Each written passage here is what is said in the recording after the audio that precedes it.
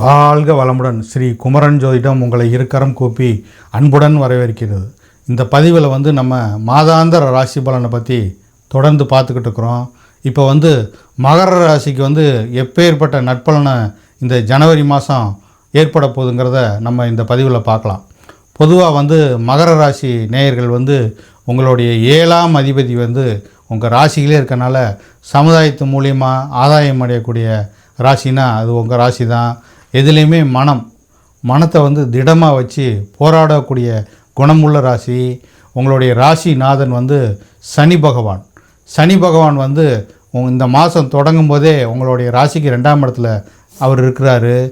பொதுவாகவே 2ஆம் இடத்துல 7.5 சனிக்குள்ளே தான் நீங்கள் ஜென்ம சனி விட்டு விலகி கொஞ்சம் விடுபட்டு இருக்கக்கூடிய ராசி உங்களுடைய ராசி. உங்களுடைய ராசிநாதன் 2ஆம் இடத்துல சஞ்சரிக்கிறார். அவர் சுக்கிரனோடு சேர்ந்து சஞ்சரிக்கிற காலங்கள் உங்களுக்கு அற்புதமான காலகட்டமாக அமையும். உங்களுக்கு நிறைஞ்ச தனலாபத்தை ஏற்பட போகுது. தொழிலில் நல்ல இம்ப்ரூவ்மெண்ட் ஆகக்கூடிய ஒரு காலகட்டமாக உங்களுக்கு அமையும்.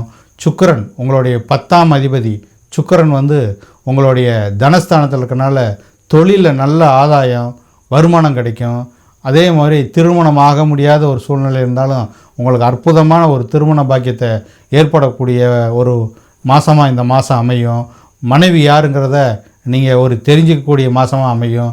அதே போல் பெண்களாக இருந்தால் கணவன் அமைய எப்பேற்பட்ட கணவர் நம்மளுக்கு சேருவாருங்கிறத நீங்கள் ஒரு தெரிஞ்சிக்கக்கூடிய மாதமாக இந்த மாதம் அமையும். அதே மாதிரி உங்களோட முயற்சி ஸ்தானத்தில் 3ஆம் இடத்துல வெற்றி ஜெயஸ்தானத்தில் ராகு பகவான் இருக்காங்க. எதுலேயுமே ஒரு வெற்றி அடையக்கூடிய ஒரு காலகட்டமாக இருக்கும். உங்களுடைய 5ஆம் இடத்துல குரு பகவான் சஞ்சரிக்கிறார். முயற்சி ஸ்தானாதிபதி 5ஆம் இடத்துல சஞ்சரிக்கும் போது எந்த முயற்சியாலும் அந்த முயற்சியில் நீங்கள் பாக்கியம் அடையக்கூடிய ஒரு காலகட்டமாக அமையும். உங்களுடைய லாபஸ்தானத்தை பார்க்குறார். உங்களோட விரயாதிபதியாக இருந்தாலும் நல்ல ஒரு விரயத்தை செய்யக்கூடிய ஒரு காலகட்டமாக இருக்கும். லாபஸ்தானத்தை அந்த குரு பகவான் பார்க்குறனால எல்லா விதமான லாபத்தையும் நீங்கள் அடைய போகிறீங்க. ஜென்ம சனியிலேருந்து நீங்கள் முழுசாக விடுபட போகிறீங்க. இந்த சனி பயிற்சிக்கு அப்புறம் நீங்கள் அருமையான ஒரு புத்துணர்ச்சியாக எல்லா விதமான துயரத்திலிருந்து சொல்ல முடியாத துயரத்திலிருந்து நீங்கள் விடுபடக்கூடிய ஒரு அற்புதமான இந்த மாதம் ஜனவரி மாதம் உங்களுக்கு அமையும். எதுலேயுமே வெற்றி. உங்களுடைய மாரகாதிபதி செவ்வாய் 6ஆம் இடத்துல மறைஞ்சு நீச்சமாகறனால அற்புதமான ஒரு காலகட்டமாக உங்களுக்கு அமையும். உங்களுடைய மாரகாதிபதி உங்களுக்கு பகைத்தன்மை உள்ள அந்த செவ்வாய் 6ஆம் இடத்துல வலுவிழந்து காணப்படும் போது அற்புதமான ஒரு பாக்கியமாக உங்களுக்கு அமையும். எதுலேயுமே வெற்றி, தொழில் ஆதாயம், ஒரு சமுதாயத்து மூலியமாக அதில் ஆதாயம் அடையக்கூடிய மாதமாக இந்த மாதம் அமையும். தூர தொலைவில் கல்வி கற்கக்கூடிய மாணவர்கள் செல்வங்களாக இருந்தால் உங்களுக்கு கல்வி கற்கக்கூடிய பாக்கியம் சிறப்பாக உங்களுக்கு அமையும்.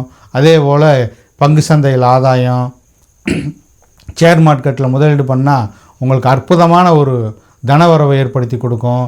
8ஆம் அதிபதி உங்களுடைய சூரிய பகவான் விரயஸ்தானத்தில் இருக்கிறார். அயன சயன போக சுகஸ்தானத்தில் அவர் சஞ்சரிக்கிற காலகட்டமாக இருக்கும். அது பார்த்திங்கன்னா ஒரு 15ஆம் தேதி வரைக்கும் இருக்கும். அந்த 15ஆம் தேதிக்கு மேலே அவங்க அஷ்டமாதிபதி உங்கள் ராசியில் இருக்கனால கொஞ்சம் கவனமாக இருக்கணும். ஏன்னா 8ஆம் அதிபதி உங்களுக்கு மிகுந்த ஒரு கெடுபலனை தான் ஏற்படுவார். ஒரு பத்திர பதிவில் நீங்கள் கவனமாக இருக்கணும். அரசாங்கம் மூலியமாக எந்த ஒரு இது இருந்தாலும் அதை நீங்கள் கவனமாக கையாளணும். ஒரு இன்கம் டேக்ஸ் கட்டலைனாலும் அதை கவனம் போய் நீங்கள் கட்டணும். உடனே உங்களுக்கு பெனால்ட்டி போட்டுருவாங்க.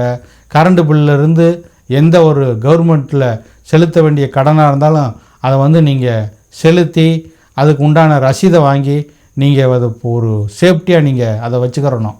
இல்லைன்னா ஒரு அரசாங்கம் மூலியமாகவோ ஏதோ ஒரு வரி கட்ட முடியாத ஒரு சூழ்நிலை ஏற்பட்டு அதனால் ஒரு தர்ம சங்கடமான ஒரு சூழ்நிலை ஏற்பட்டுரும். 15ஆம் தேதிக்கு மேலே தான் அது ஏற்படுறதுனால நீங்கள் அதில் கொஞ்சம் கவனம் செலுத்தணும். மற்றபடி உங்களுக்கு அற்புதமான நற்பலனை ஏற்பட போகுது. குலதெய்வ பாக்கியம் உங்களுக்கு நிறைஞ்சு காணப்படுது. குலதெய்வம் கோயிலுக்கு போயிட்டு வரக்கூடிய பாக்கியத்தை நீங்கள் அடைவீங்க. 9ஆம் இடத்துல அந்த கேது பகவான் சஞ்சரிக்கிறனால உங்களுக்கு குலதெய்வம் மூலியமாக ஆதாயம் கிடைக்கக்கூடிய மாதமாக உங்கள் மாதம் அமையும். தகப்பனால் ஆதாயம், எல்லா விதமான ஐஸ்வர்யமும் இந்த மாதத்தில் அடைய போகிறீங்க என்று கூறிக்கொண்டு உங்களிடமிருந்து அன்புடன் விடைபெற்றுக் கொள்வது அன்பு கே முத்துக்குமார். வாழ்க வளமுடன்.